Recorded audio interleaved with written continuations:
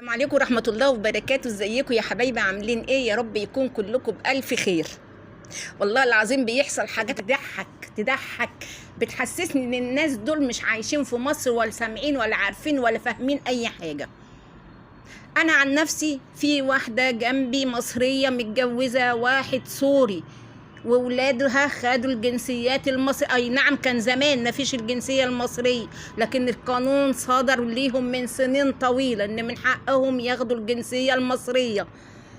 ابناء الام المصرية المتزوجة من راجل اجنبي يحق ليها الحصول على الجنسية المصرية، لان كل ام مصرية واتجوزت غير مصري قبل 15/7/2004 لها الحق ان هم ياخدوا الجنسية المصرية، ويعتبر مصري بصدور قرار من وزير الداخلية.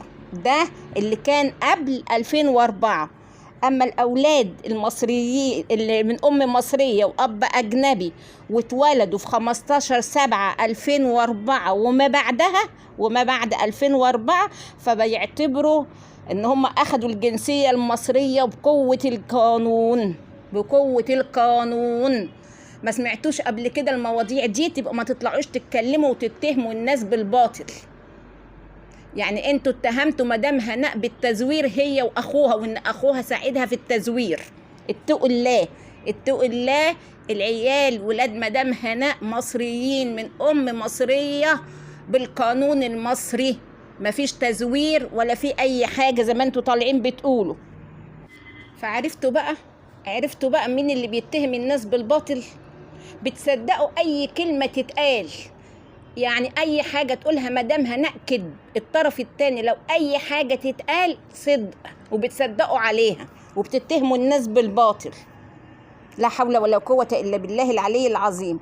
يعني الام المصرية ما بتعملش حاجة غير انها بتروح تقدم شهادة ميلاد الاولاد وشهادة الميلاد بتاعتها هي وكم صورة، وبتقدم شهادة الجواز بتاعتها او الطلاق بتاعتها، شهادة الجواز من الاجنبي. ادي كل الحكاية. وبياخدوا الجنسية المصرية، ومادام خدوا الجنسية المصرية خلاص من حقهم يعملوا البطاقة ويعملوا باسبور كمان. من حقهم يعملوا البطاقات ويعملوا الباسبور. يعني مدام هناء ما فيش تزوير نهائي. الكل طالع تزوير وبلاغ على مدام هناء انها زورت. ايه يا جماعة اتقوا الله. لا حول ولا قوة الا بالله العلي العظيم. ربنا يبارك لك في ولادك يا رب يا مدام هناء، ويحفظهم ويبعد عنك الناس الاشرار. يلا يا بنات عشان ما اطولش عليكم الفيديو، اللي ما اشتركش في القناه يشترك ويفعل الجرس عشان يوصل له كل جديد من عندنا. مع الف سلامه.